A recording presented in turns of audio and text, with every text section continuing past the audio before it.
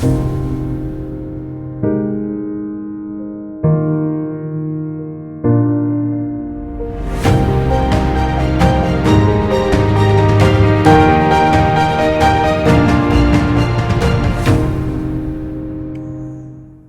whiskey lovers, and welcome to another one of Mark's Whiskey Ramblings. And it's a little bit of a special one because this is my very first Danish single malt from the Thyborøn distillery.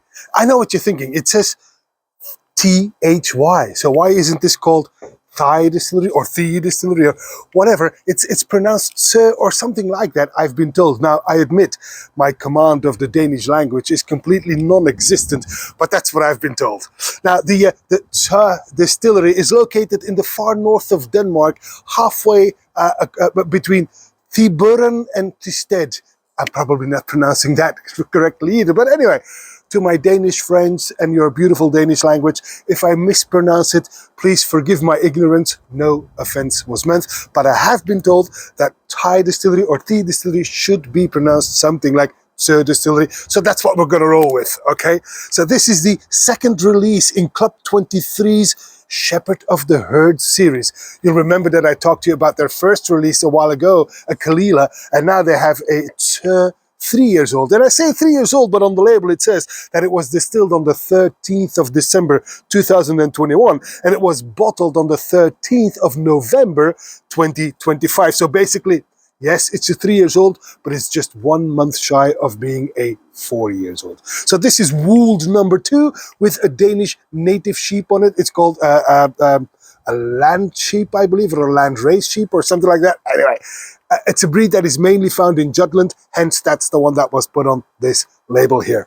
Now this matured in a small octave, a 64-liter seasoned Oloroso sherry octave, and only 64 liters in that sherry cask, which means that, well, the number of bottles is quite low as well. There's only 76 bottles of this 3 years old available, and it is bottled at a whopping 61.6% ABV, which is why I took the precaution of bringing some water with me. There, a lot of history there, a lot of feedback before we get to try this 3 years old Danish whiskey, the Shepherd of the Herd.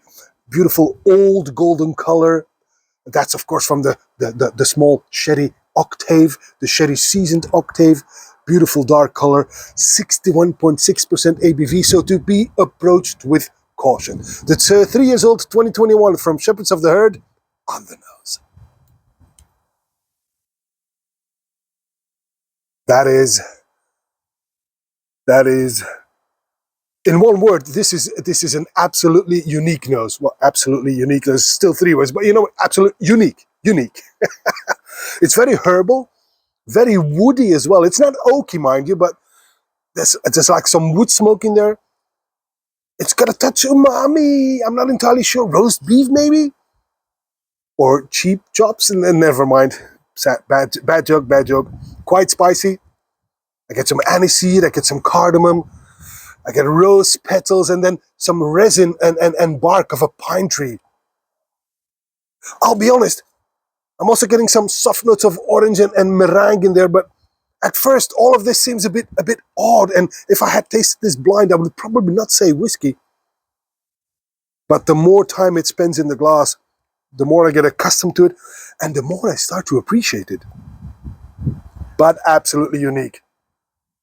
Quite lovely on the palate.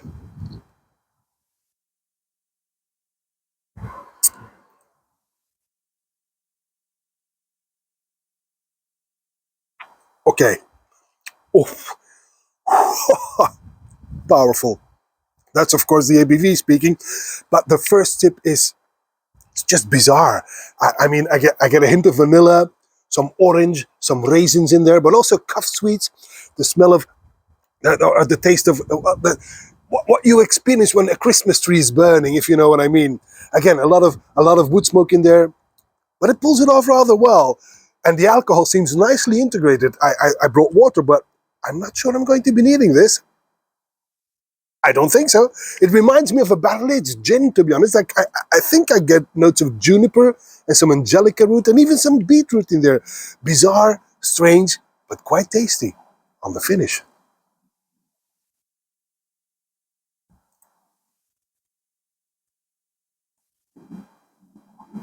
Now that finish is quite long, but hey, how could it be otherwise with an ABV like this?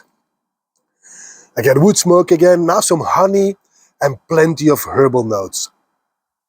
Wow, very, very unique indeed. Very, very.